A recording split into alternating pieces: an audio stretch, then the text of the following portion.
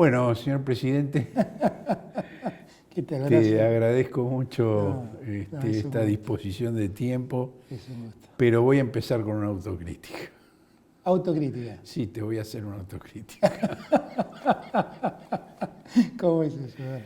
Me preocupó ver el acto de Seiza, donde estás palmeando con la gente que recibe la llave de los Una departamentos. autocrítica, sí. Y me parece No está bien. que sos demasiado importante para descuidarte así, y además das un mal ejemplo. Digo, porque después haces la presentación diciendo lo importante que es cuidarse, pero la misma gente te vio 4 horas antes palmeando a una nena, a un muchacho. Y yo sé que a todos nos cuesta mucho mantener la distancia física, pero me parece que tenés que cuidarte más. Ahí no tengo mucha excusa, no voy a mentirte. No tengo mucha excusa. Lo único que puedo decir es lo siguiente. Cada vez que yo salgo a un evento de esa naturaleza, tengo, como yo digo, siempre una suerte de ducha portátil de alcohol que la gente no ve. Pero hay alguien que está permanentemente al lado mío llenándome de alcohol. La gente no lo ve, eso está claro. Eso es bueno. Eso no lo ve. También es cierto que todos usamos mascarillas, que tratamos de no darnos la mano, sino por ahí palmear un hombro. Y son cosas que efectivamente, tenés razón, debería evitar, pero que tiene que ver con el momento, ¿no? Es muy difícil contenerse porque esa gente estuvo esperando 5 años poder llegar a su casa y la tienen, y vos no sabés la emotividad que hay en esos actos. Es muy impresionante, muy impresionante. Se percibe. Muy sí. impresionante. Pero lo tomo en cuenta y prometo ser más cuidadoso. Entremos en un temario de actualidad. Me preocupa el aumento del precio de los alimentos. No sé si eso se puede traducir en inflación, técnicamente, pero sí se traduce en una penuria para los sectores más golpeados. Y de alguna manera es lo que el gobierno permanentemente dice que intenta evitar. Ahora, ¿qué es lo que no está funcionando que permite que pase esto? Mirá, nosotros tenemos los precios cuidados muy instalados en los grandes centros de compra, los supermercados, los hipermercados. Allí los precios cuidados están funcionando. Están en una situación de mucha tensión porque se han mantenido durante mucho tiempo y en verdad muchos de los insumos con los que se producen esos alimentos han aumentado. El otro día lo estuve hablando con gente productora de alimentos que me vinieron a plantear ese problema. Ellos no quieren incumplir los precios cuidados, pero están viviendo un momento de tensión. Si uno va a un supermercado, los precios cuidados los encuentra. Si uno va a un almacén de cercanía, ahí los precios efectivamente, como vos decís, se empiezan a disparar. La causa por la que en frescos, en vegetales. En todo. Es muy notorio. En todo lo encontrás. La causa puede estar dada por especulación, puede estar dada porque son compras de menor volumen, pagan más. Nosotros estamos muy atentos a ese tema, muy atentos, que no es un tema fácil de resolver. Porque nosotros tenemos la economía virtualmente contenida desde el comienzo de la pandemia. Y la contención básicamente es el cuidado de los precios de los alimentos. Alimentos y tarifas fueron las 2 cosas que nosotros más contuvimos para que no se nos fueran de las manos.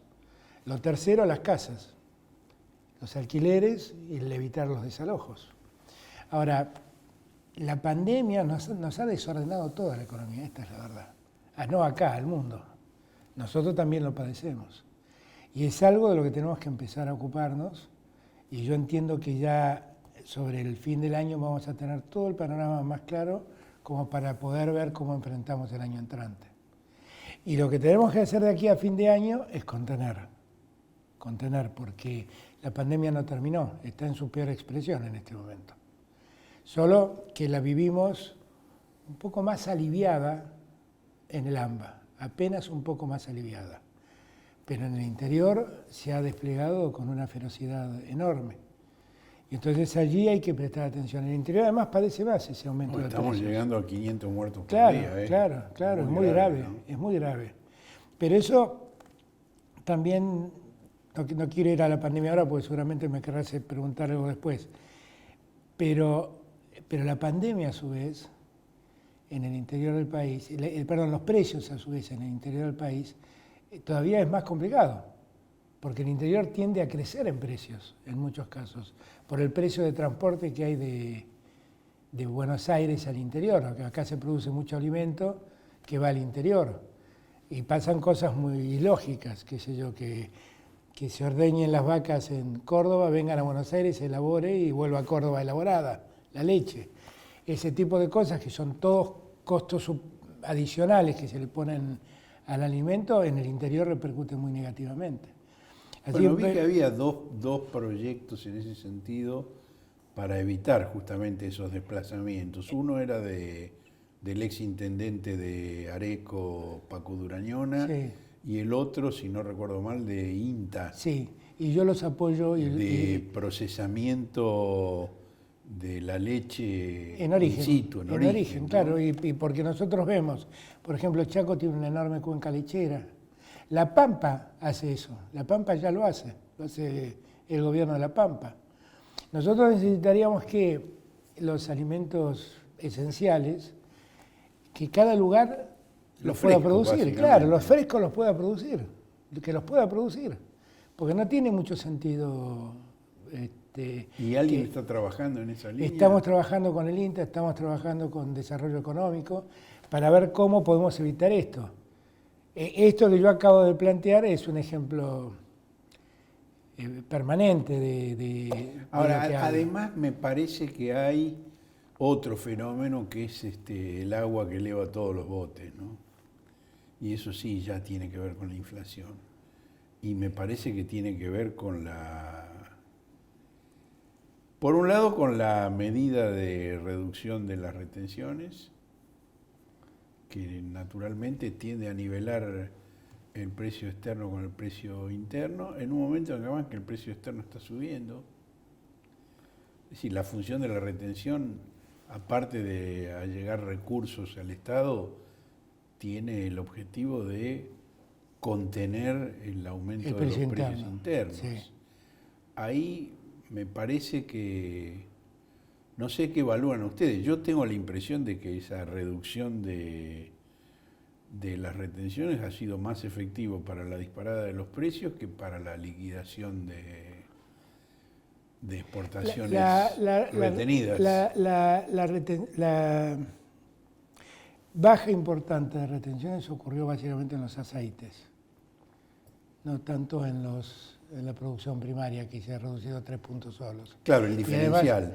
Y además sobre la soja, que es un producto que la Argentina no consume, se exporta directamente. Y lo hicimos. Claro, pero hay un problema de rendimiento de los cultivos por el cual si sube la soja, va a subir el precio del trigo también. Sí, claro, pero al consumidor. Pero las retenciones que bajamos son sobre la soja, básicamente, sí. No son sobre el trigo. No, claro, pero por eso digo el fenómeno del agua que sube todos los botes. Y la soja es. La realidad es que nosotros la soja le bajamos 3 puntos las retenciones con el solo propósito de incentivarlos a liquidar las exportaciones que hubieran hecho y que no liquidaron. ¿Y se produjo ese Eso está ocurriendo lento, está ocurriendo de un modo muy lento. Pero más expectativa teníamos en los aceites. Y ahora, allí habíamos hablado con las cámaras de aceiteros, habíamos hablado que ellos iban a liquidar y estamos esperando que liquiden lo que tienen que liquidar. Ahí está Gustavo Idígoras, ¿no? Claro, y ahí sí tenés una caída. ¿Con él se negoció la baja de las retenciones? Con la cámara de ellos, ¿cómo se llama? La cámara de aceiteros. La cámara de aceiteros, Seara. Ciara. Son dos. Con Ciara. Con Ciara. Trabajan en conjunto, Claro. una de cereales y una de Claro. aceite. La de aceite es Ciara. Con Ciara lo que acordamos es tratar de bajar La los... otra es SEC, Exactamente, bajar la retención. las retenciones al aceite y que liquiden lo que han exportado y todavía no han liquidado. Ahora, leí por ahí que había una propuesta de Felipe Solá de bajar el doble la retención. ¿Es real eso? Fue una propuesta de ellos, de Ciara, en verdad. Ah, de Ciara, ¿no? De Claro, Felipe ellos Solá. lo que decían que para que sea un incentivo real, la retención se baje al doble. Ahora, lo que pasaba también es que hay temas fiscales que resolver. Y si uno bajaba semejante cantidad de porcentaje de las retenciones, era un problema. Básicamente, eso era no tanto para el aceite, era para la soja. Que la soja baje 6 puntos las retenciones. Y esos 6 puntos se recuperaban en los últimos 3 meses del año, octubre, noviembre y diciembre, y el 1 de enero volvían a pagar 31 como es hoy. Ahora, más allá del detalle, digamos, si bajó rápido, bajó lento o no bajó, lo que me da impresión de que aquí hay lo que Guillermo Bierba llama proyectos en pugna, ¿no? Digo, el proyecto de la asociación empresaria claramente pasa por ahí, por bajar retenciones, por bajar impuestos, por pagar reintegros, por pagar subsidios. Eso no ha cambiado en Argentina, lamentablemente eso es una disputa de Argentina de tiempo inmemorial. Los sectores empresarios entienden, en su gran mayoría, que pagan muchos impuestos, que parte de esos impuestos son las retenciones, aunque las retenciones son derechos a la exportación, técnicamente no son impuestos, y entonces lo que se le pide siempre es que se alivie la carga impositiva. Cuando uno habla de cargar... Está en el pliego que presentó la Unión Industrial, claro, también siempre, está lo mismo. Siempre lo plantean. Lo que pasa es que la realidad indica que cuando, por ejemplo, hablamos de bajas en la retención de alimentos, como podría ser el trigo, o de impuestos a los alimentos, lo cierto es que eso nunca se traslada al precio. Lo cierto es que eso se convierte en utilidad de la empresa. Eso está absolutamente demostrado por lo que la historia dice. Cuando uno le baja el precio del IVA, por ejemplo, para poner un ejemplo cualquiera, a un producto alimenticio y lo baja del 21 al 10, esos 11 puntos que deja de pagar se convierten en utilidad del empresario, no se convierte en una baja del precio. Siempre es igual, siempre es igual. Entonces, nosotros además tenemos que entender que la Argentina tiene un problema fiscal muy severo. O sea, nosotros ya teníamos un problema fiscal, determinado básicamente por un estado agónico. O sea, recordemos que el 10 de diciembre no teníamos Ministerio de Salud, no teníamos Ministerio de Ciencia y Técnica. Bueno, pero la situación fiscal mejoró mucho con la negociación con los bonistas. Ahí mejoró lo que se llama el déficit financiero. Nosotros tenemos un déficit primario... Está bien, pero la caja es una sola. Sí, es verdad. Con el déficit... Esa diferenciación entre déficit primario y déficit financiero es una argucia de quienes defienden el endeudamiento. Comparto lo que decís, 100%. Pues siempre te piden que bajes el déficit primario. Comparto lo que decís. Y ustedes hicieron lo contrario, mantuvieron el déficit primario, pero redujeron el déficit financiero. Es que en verdad... Esa es una buena jugada. Claro, pero en verdad, ¿qué te quiero marcar? Nosotros teníamos alrededor de 6 puntos de déficit fiscal, de los cuales 4,5 puntos eran déficit financiero y 1,5 puntos era déficit primario, como se llama. Para que la gente no se entienda, el déficit primario es lo que el Estado entra y lo que el Estado paga. ¿Okay? Y esto es intereses de la deuda. Este déficit lo sacamos de lado durante 4 años. Y pasaron del 1,5% al 4,5% de déficit primario. Y es muy posible que crezca de acá a fin de año, porque nosotros todavía seguimos pagando ATP, seguimos pagando asignaciones. Se va a renovar el ATP. El ATP se va a renovar y estamos viendo si no hace falta hacer un IFE 4 para terminar el año tranquilos. Entonces,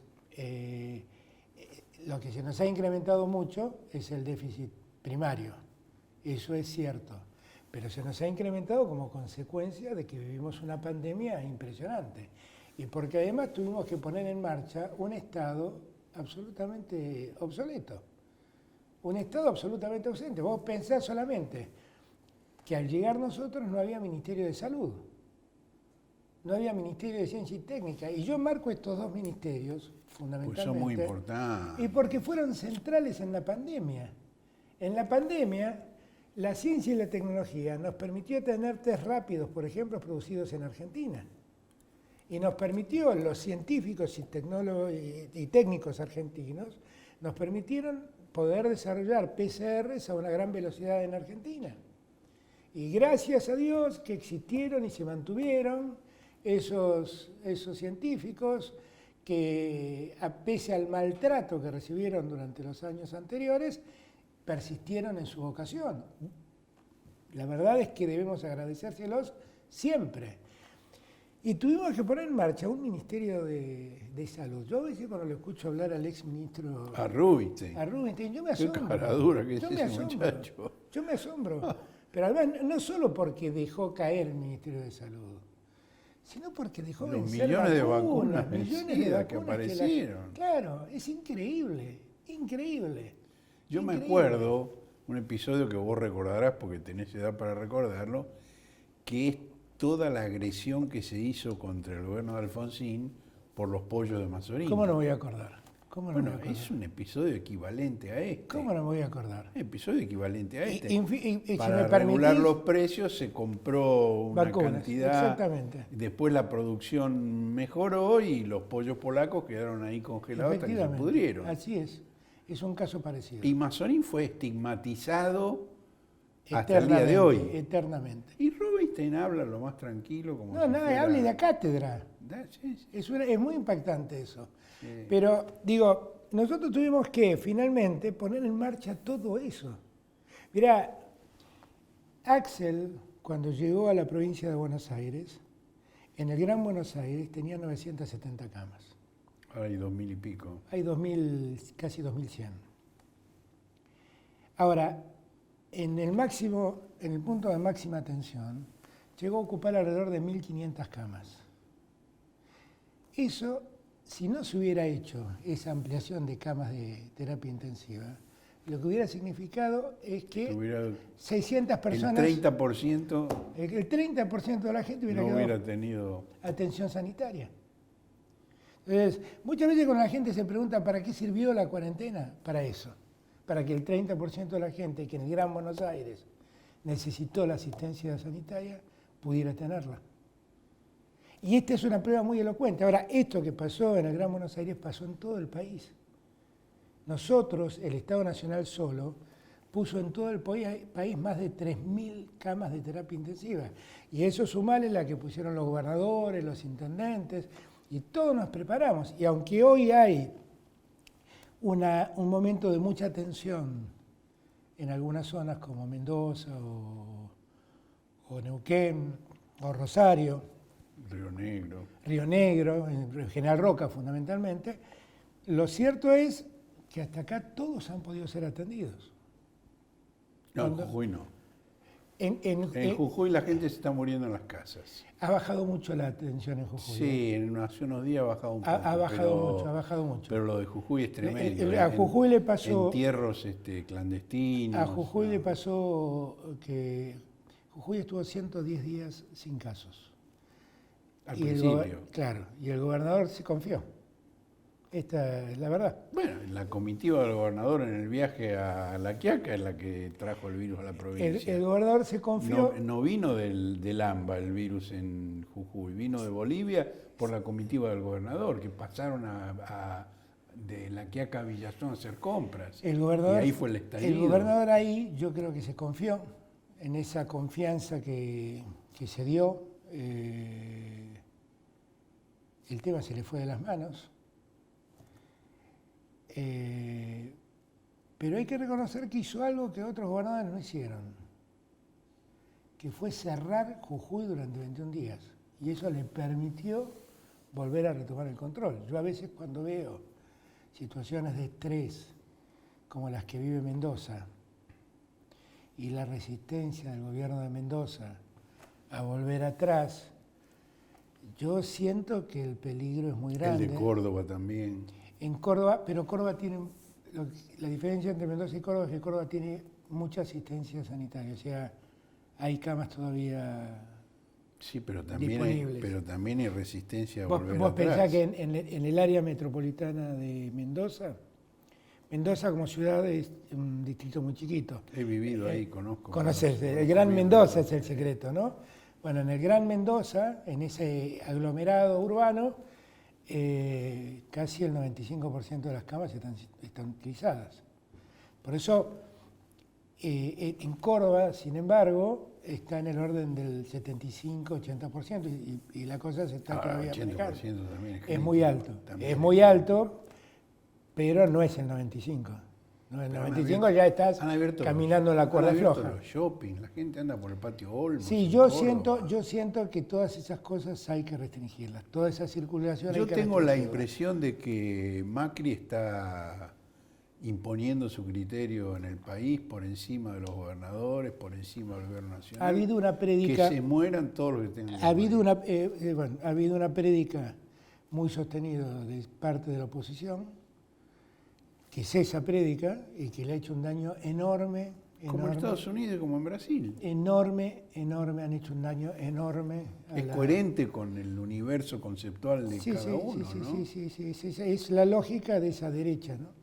De ese conservadurismo.